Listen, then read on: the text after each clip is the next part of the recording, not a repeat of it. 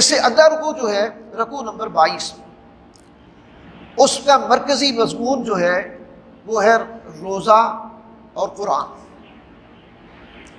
اور الحمدللہ یہ رمضان المبارک کا یہ مہینہ ہے، اور ہم سب جو اس وقت یہاں موجود ہیں امید ہے کہ سب روزے سے ہی ہوں گے۔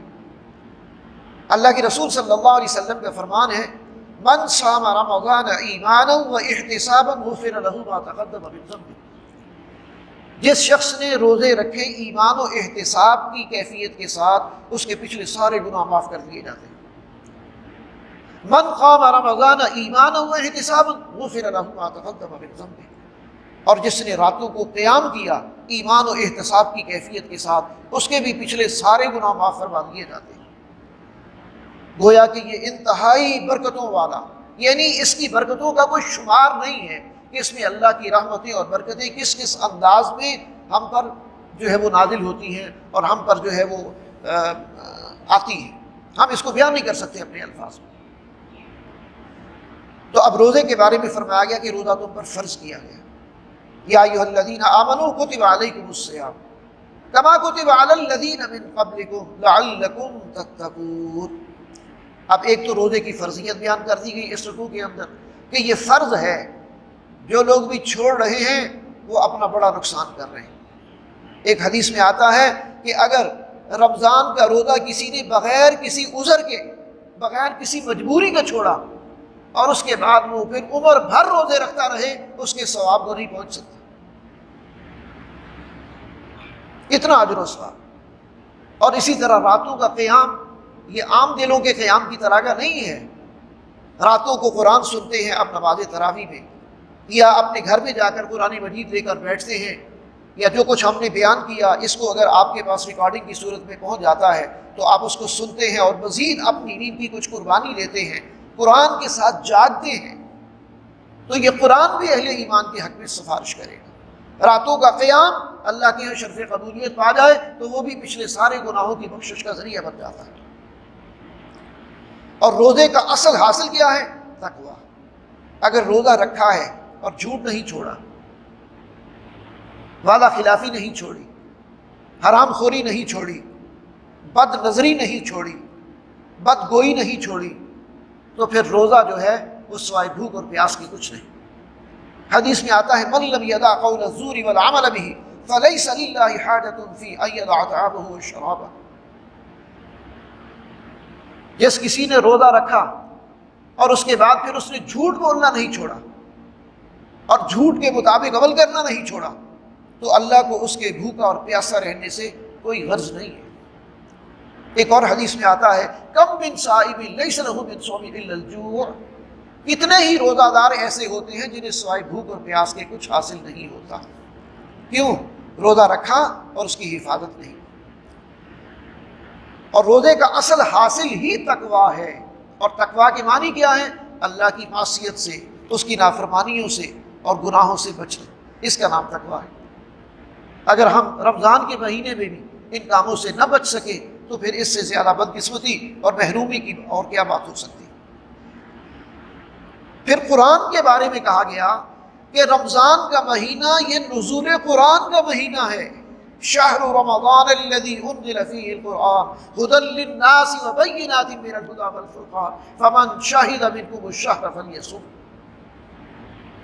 اور ایک حدیث میں آتا ہے اللہ تعالیٰ نے اپنی تمام آسمانی کتابیں رمضان میں ہی نازل کی، تورات، زبور، انجیل سب، اور صحف ابراہیم و موسیٰ، جتنے انبیاء اور رسل کو صحیفے دی، سب کے سب اللہ تعالیٰ نے رمضان میں ہی نازل کی۔ آپ اس بات سے اندازہ کر لیں کہ رمضان کی اہمیت اسی لیے اسے کہا جاتا ہے کہ یہ اللہ کا مہینہ ہے۔ حضور صلی اللہ علیہ وسلم کی ایک حدیث ہے، آپ نے فرمایا شعبان میرا مہینہ ہے، رمضان اللہ کا مہینہ۔ اور پھر قرآن کے بارے میں فرمایا کہ قرآن کیا ہے؟ قرآن ھدی للناس، یہ ہدایت ہے انسانوں کے لیے۔ اور ہم سب اللہ کے فضل و کرم سے، اس کی نعمت سے، ہم انسان ہی تو ہیں، لیکن کیا ہم اس قرآن سے ہدایت حاصل کر رہے ہیں، یا ہم نے اسے ثواب حاصل کرنے کا ہی ایک ذریعہ سمجھ رکھا ہے؟ تھوڑا سا اس پہ غور کریں۔ پچھلے دنوں ہمارے ایک بزرگ کا انتقال ہوا، ان کی ایک بات میرے سامنے آئی بڑی اچھی، ان کا ایک کلپ میں نے سنا۔ چودھری رحمۃ اللہ بٹر صاحب محترم ڈاکٹر اسرار احمد رحمۃ اللہ علیہ کے ساتھیوں میں سے تھے اور بزرگ ساتھی تھے۔ انہوں نے کہا کہ ہمارے قول و فعل کا تضاد تو یہی نظر آتا ہے کہ ہم ہر نماز میں اللہ سے کہتے ہیں اہدنا الصراط المستقیم، اے اللہ ہمیں سیدھا راستہ دکھا دے، سجھا دے، اس پر چلا دے، لیکن اور اللہ نے پورا قرآن پھر دے دیا، نازل کر دیا انسان کی ہدایت کے لیے، رہنمائی کے لیے، لیکن ہم کرتے کیا ہیں؟ قرآن کو صرف ثواب حاصل کرنے کے لیے پڑھتے ہیں، ہدایت حاصل کرنے کے لیے نہیں پڑھتے۔ جب بغیر سمجھے پڑھیں گے تو ثواب کے لیے ہی ہے نا، ایک ختم کر لیا، دو ختم کر لیے، ایک سپارہ کر لیا، اور ٹنوں کے حساب سے ہم ثواب اکٹھا کر رہے ہیں۔ یہ اللہ کا خاص فضل اور کرم ہے کہ اس نے قرآن مجید کی تلاوت میں بھی اجر اور ثواب رکھا ہے، اس لیے کہ یہ اللہ کا کلام ہے۔ ورنہ مجھے بتائیے دنیا کی کوئی کتاب بغیر سمجھے پڑھی جاتی ہے؟ اور بغیر سمجھے پڑھ کے اس کو کبھی آپ پاس ہو سکتے ہیں کسی امتحان میں؟ اور قرآن کے ساتھ ہمارا سب کا رویہ یہ ہے کہ بس اس کو ساری عمر پڑھتے جاؤ اور بغیر سمجھے پڑھتے جاؤ اور باقی سارے علوم پڑھو۔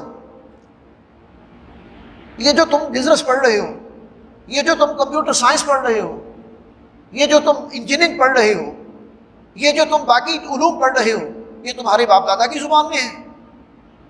یہ سارے سیکھ کر دن رات محنت کر کے تم پڑھ رہے ہو، سیکھ رہے ہو، تو کیا جسٹیفیکیشن ہے کہ قرآن مجید بغیر سمجھے ساری زندگی پڑھتے چلے جائیں؟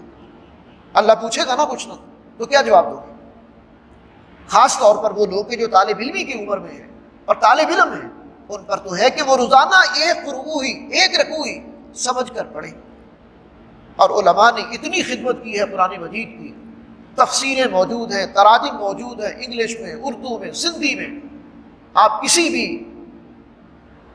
جو ہے وہ صاحب علم اور صاحب تفسیر عالم دین کی تفسیر لے لیں اور اس کا مطالعہ شروع کر دیں، قرآن مجید کا ترجمہ لے لیں، اس کا مطالعہ شروع کر دیں۔ جہاں کوئی مشکل آئے، نہیں سمجھا، کسی بھی عالم دین سے رجوع کریں۔ کوئی میرے پاس آ جائے گا تو جو ممکن ہو سکے گا انشاءاللہ میں بھی اس کی رہنمائی کر دوں گا۔ تو سیکھنے کا آغاز تو کریں نا۔ اصل میں یہ جو سلسلہ ہم نے شروع کیا ہے، یہ آپ کے اندر قرآن کی ایک طلب پیدا کرنے کے لیے، قرآن کی ایک تڑپ پیدا کرنے کے لیے، قرآن کی ایک پیاس لگانے کے لیے کہ قرآن بھی سمجھ کر پڑھنے کی چیز ہے۔ اس قرآن کے ذریعے سے اللہ کے رسول صلی اللہ علیہ وسلم نے اس بگڑے ہوئے معاشرے کو دنیا کا بہترین معاشرہ بنا دیا، ایسا انقلاب برپا کیا، ایسی تبدیلیاں آئی ان لوگوں کی زندگیوں میں کہ وہ دنیا کے امام بن گئے۔ اللہ کے رسول صلی اللہ علیہ وسلم نے انہیں کہا کہ میرے صحابہ ستاروں کی مانند، اصحابک النجوم بِأَيِّهِمْ اقْتَدَيْتُمْ اهْتَدَيْتُمْ۔ تو آپ اندازہ تو کیجیے، تو کیا جواز ہے ہمارے پاس کہ ہم قرآن مجید کو ساری زندگی بغیر سمجھے ہی پڑھتے چلے جائیں؟